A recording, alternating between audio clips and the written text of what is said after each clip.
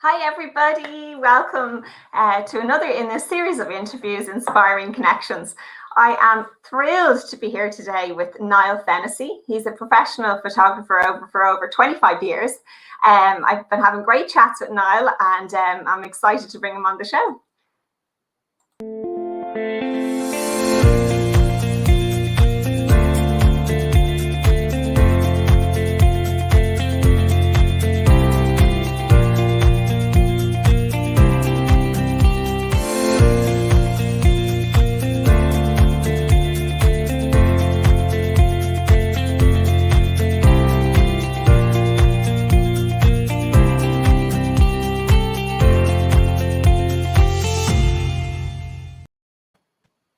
Hi Niall, how are you? Wendy, how are you? Lovely to see you again. Long time no see. What a magnificent intro. That's so good. Do you like it? Well, my good friend Alan Hennessy put that together for me. So, that's cute. That's cool. Thank you. So now, thanks for giving us your time today. I'm really excited to hear all about your journey. So can you start off with telling us a bit about your background and how you got into photography? I certainly can. My background started off in graphic design, many years ago. But I do remember my father had a camera when I was 13, 14. It was a Nikon. I was always fascinated with this camera, and I honestly believe that's where it started from. Now, I've always had cameras. I've tinkered with cameras since I was a teenager, but never professionally. But I always had an interest in photography from a very early age, and so I then went down the route of graphic design, and then I remember being asked to photograph a wedding one time, which in hindsight, I wasn't very happy about the results in the end. Your first wedding is always an icebreaker, and that was it in my drive. And then so I'm fast forwarding through a huge chunk of my life. But then when we had the crash in 10 years ago, 12 years ago, that's when my graphic design job slipped away. So then I took a leap of faith with the photography and decided to push myself in the photography area. And so I started advertising weddings, so I'd shoot more weddings. So I've photographed hundreds of weddings to date. That's what I've done so far. Yeah. And you know, I often, as a guest at a wedding, I often think the pressure of, being a photographer at a wedding, it's a tough gig because, that moment is gone. If you don't get it, you don't get that shot. And, I always remember my own wedding and loving the back of my dress. But of course, I didn't communicate that obviously very well to my photographer, because there wasn't one picture of the back of my dress.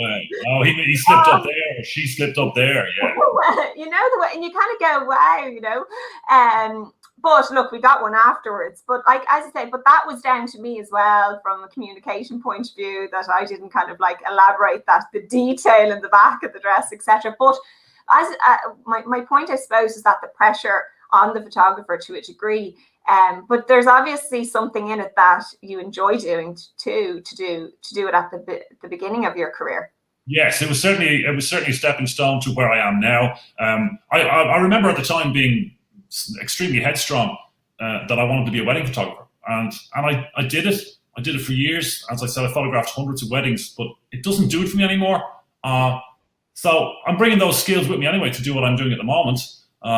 So generally, my photography at the moment is based in the music industry, and that's where I'm trying to push my services all the time. I'm trying to expand my network in Ireland because my network has really grown in the US, which is great. But ironically enough, I'm hardly known in Ireland for my music work. So wow, we'll change that now. I hope so. Please go. I hope so. Definitely. We'll say hello. There's a few people jumped on. Hi, Thomas. Thomas is saying hello to both of us. And we have Samantha Kelly, the lovely tweeting goddess. Hi, Samantha. Yeah. So tell us a little bit then about how you reached that decision where, so you went through doing weddings, funerals, I presume you were saying, and headshots and that, and we spoke a bit about earlier about doing what makes you feel good. Yes. And obviously the music photography is what makes you feel good doing, Yeah, that's what makes me tick. Weddings, I have photographed a few funerals, which I think is incredible. I've done product photography, e-commerce photography. I've done portraits. I've done. I do landscape. I did landscape to calm down sometimes. Just go for walks, take some landscape photographs. But then, what happened one time was that let me try and explain what happens in the music situation. So if you're photographing for, let's say, Hot Press magazine or Rolling Stone magazine or whoever it is, generally speaking, that photographer gets 3 songs, a 3-song limit, no flash. So from the pit. So first 3 songs you shoot and then you have to leave. And that's what happens. Okay, so I did that once or twice in Dublin for a specific radio station in Dublin. And I've always been hugely interested in music my entire life, and especially rock music. And I remember shooting a couple of shows in Dublin for this radio station. 3 songs, no flash, and you had to leave. So that was fine. That kind of got me on the ladder a bit. But then I remember there was one more show in Dublin, Rush were playing. I think it's about 10 years ago now, actually, about 10 years ago. But Rush, it was their first date in Ireland ever. And I remember shooting the first 3 songs of the Rush show. And then I actually had a ticket to see the show afterwards. So I stayed and I watched the show from my seat. But at the end of the show, when the guys came to the front of the stage, they took their bow. There was a photographer behind the drum kit shooting behind them with obviously a wide angle lens, taking the whole theater in. And that was it. That was the lightning bolt for me. That's what, honestly, I still get goosebumps. I'm just getting goosebumps down my back now thinking about it. And I said, that's where I want to be. I don't want to be in the front. I want to be back there. And that means once you're back there, you have free reign. You can shoot whenever you want. You can shoot as many songs as you want. And you get to shoot the guys in a candid way before the show, after the show. And I said, that is where I want to be. And that was 10 years ago. So between 10 years ago and now, I've invested all my energies into the music industry solely in America. Okay. A lot of the bands that I wanted to photograph were American bands. A lot of the bands that I respected growing up and listened to and continue to listen to, I'm extremely happy to call them friends now. And that's how it all started for me in the music area. Yeah, and I've seen some of your work, Niall, and my goodness, as you say, when you talk about goosebumps, I got goosebumps just looking at your photography. Well, that's very nice of you to say. Thank you for that. Yeah, it actually came through. It was absolutely amazing. So I definitely advise everyone to go check out Niall's work. It's incredible. We have a question in from Lisa Nicole. Hi, Lisa. Nicole, how are you?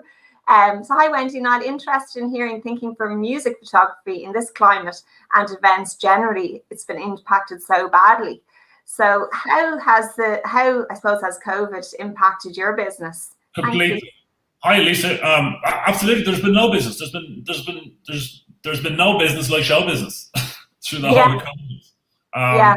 And it's really impacted me. It's impacted myself, my friends, but not just the bands, the artists. You've got all the technicians, the roadies, the promoters, the technicians, transport, catering. It's impacted so many fields in this area. So and people are finding it extremely difficult. Now, look, we're okay. We get by. We're managing, and we're good ground. So, but we're looking forward to this passing, to getting back to business again. Oh yeah, definitely. I saw. I think there was an announcement during the week from the government about some funds, but for the hospitality industry, but it's been very, very slow coming out for you guys. Absolutely. 5 months later after they first discussed it. So we won't go down that route just now. No. Okay. We won't talk about that. So we've spoken about you working with a lot of bands and artists and on various projects, Niall. Can you talk to us about one that you especially enjoyed? I suppose, was there one that's a real standout, project that you might have worked on, or a particular band that you really enjoyed working with? Sure, without a doubt. I've lots of favorite shows that I've photographed, and I do have a lot of personal favorite photographs. But one particular show was an American band called Alter Bridge. Miles Kennedy as a lead singer, Mark Tremonti, guitar player, Scott Phillips and Brian Marshall. I really like the band. They're extremely good friends now at this point. They did a live show in the Royal Albert Hall in London with a full orchestra, 50-piece orchestra, I think. And that was filmed, that's live on a DVD, and some of my photographs from the DVD artwork. And that, to me, was just an insane show to photograph. The lighting and the sound in the Albert Hall that night were uncomparable to anything else I've ever photographed, I have to say. Yeah. Amazing, amazing. Yeah, it's just nice to hear people's experiences and, you know, that their standout moments. I was talking to some entrepreneurs in Maynooth University during the week. Was there a moment for you, I suppose, thinking back, like, did you always know you were going to have your own business, or like, is that a difficult side? Like, you're obviously creative and you love the photography side of your work, but there's a business, I suppose, in it. And, you know, do you enjoy that aspect of it, or is it just some part of what you have to do? It's part of what has to be done, Wendy. Yeah, I mean, yeah. It's got to be done. It's got to be done. So, yeah. No, yeah, I know. I suppose it is hard because, I mean, for me, I remember setting my business, like, I hate accounts, just don't want to do it. And I had to, you know, that I knew from day one I was going to be outsourcing that. Because yeah, absolutely. Absolutely. You know, I'm a firm believer in stick to what you're good at. Don't dilute it. Don't dilute it. Yeah, absolutely. Brilliant. So listen, do you have somebody who inspires you that you look up to in the industry? Yes, I have a few photographers out there. I really like what they're doing. A few of the old guys, I really admire them. Jim Marshall, American photographer. Robert Knight, good friend of mine. Actually, a funny story about Robert Knight.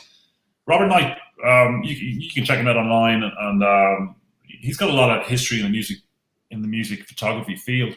But long story short, again, I think I got a phone call one night. No, let me rewind a little bit more. Robert Knight photographed Led Zeppelin when they first hit America. Okay, so this is when Led Zeppelin were in their late teens, early 20s.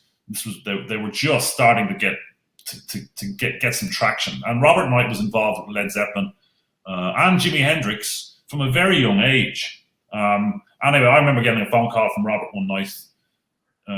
It was an American number. Sorry, that's what it was. I'm like, who's ringing me at 3 a.m? This is unusual. And I didn't answer the call, but I listened to the voicemail the following day, and it was Robert Knight. He was ringing me to see, are you available to shoot a band in Dublin ASAP? And I said, I emailed it back, and I said, well, of course, yeah. Who is it? He says, I can't tell you yet. It's all kind of hush-hush. They're flying in from the States, blah, blah, blah. So I was like, okay, I'll do it. Anyway, it didn't transpire, but and I'm kind of gone. I've gone off track a little there. But Robert Knight is a guy who I admire, absolutely. Jim Marshall, absolutely. Incredible photographer. There is an English photographer that I've always enjoyed his wedding work, is a chap called Jeff Askoff. Okay. I love his black and whites. I love my black and whites. Sometimes I can spend hours editing one black and white photograph just to get it pristine. The house where we live, our house is full of black and white prints on the walls by particular artists that I photographed, and they're all signed by the artists to me, which I really like. You know, and our landing is full of photographs upstairs, and I get them signed to my son Liam sometimes, and my partner Carol. I just get these artists that they like, and I get to sign these photographs for them. We have them hanging around the house, which is great. Big fan of black and white as well, Niall. I love black and white photographs. There's just something so incredible about them, isn't there? Yeah, timeless. Black and white never gets old, Wendy. Never gets old. Never gets old. No, we go through these. I mean, people go through photographs today, and on Instagram they throw filters on them, and they make them change color, and they're softening skins and stuff. But that stuff gets old. It gets tired very quickly. But you can't beat a good black and white. No, and you know the ones that have been filtered as well. You kind of it's an instant, and it's funny. What's happening to me now on the likes of Instagram, I go in and you go and you throw on a filter, but actually when you the way you hold it down and you can see the original, I'm starting to prefer the original. Leave it as it is, especially when the kids and that are in it as well. I think I don't want to encourage that, I suppose, to a degree. Sure, yeah, exactly. So there, Lisa is saying best of luck with it all. So thanks, Lisa. Yeah, and Alan is here with us today. Hi, Alan. How are you? Hey, Alan. We're all good. We haven't met yet. Yeah, you should meet Alan. He's a great guy. He is the head of digital in Compass Media. Very good. Okay. Thanks, Alan. So something else, I suppose, we spoke a little bit about COVID and that, but I noticed on your Facebook you have some great images of Abstract Ireland. If people were to go and look at them, are they available to buy, Niall? And maybe Absolutely, they're on my Facebook page. They are abstract versions of photographs, of landscape photographs that I've taken around Ireland, Kerry, West Kerry, Trim, Meath, on the Shannon, things like that. There aren't many there. There's 12 or 15, but they're just an unusual take on Irish landscapes, and I just thought they were quite cute. So absolutely, if someone's interested in buying them, email me, niallfennessy@gmail.com. I can supply various sizes or mediums. I get all my own photographs printed on fine art papers. They're not cheap, but they're worth it. The colors they're vibrant for life. They're museum grade papers, gallery grade papers, and I always get a little plug here for my favorite framer in Dublin is Frank in Castleknock Framing. I use Frank a lot, and he's a great guy. Sole trader, keep it Irish, and I use Frank a lot, definitely. Brilliant. Thanks for that. That's great, and absolutely, I'm all for giving people an opportunity to plug, because we're all about helping and sharing Irish businesses, which is great. We've Paul Murphy on. He's saying hello to us. Hi, Paul. Hey, Paul, thanks for watching. And Alan. So Alan is looking forward to chatting to you soon, Niall, which is great. Making connections, which is all good. Hi, Yvonne. Great. Yvonne is on as well. Hi, Yvonne. Thanks for watching. Yeah, Yvonne's a great content writer. So if anybody needs anything, there's Yvonne. Great. So you're available for international and national assignments, Niall. I presume once we get up and running again. So people can connect with you via email or Instagram. Is that correct? Yeah, pretty much. Absolutely. I'm on call all the time. Great. Fantastic. Well, look, thanks for joining us, everybody. We're delighted to have you. Please watch back on the replay. If you have any questions for Niall, or you want to connect with him, as I said, he's on Instagram and email. Or otherwise, if you want to pop any questions in the comments on the replay, we'll get back to you with any answers you might need. But from Niall and I, thanks so much, and we'll see you again soon. Thanks, Niall. Thanks for watching. Thanks, Wendy. Thanks for having me on board. You're very welcome. See you soon. Take care.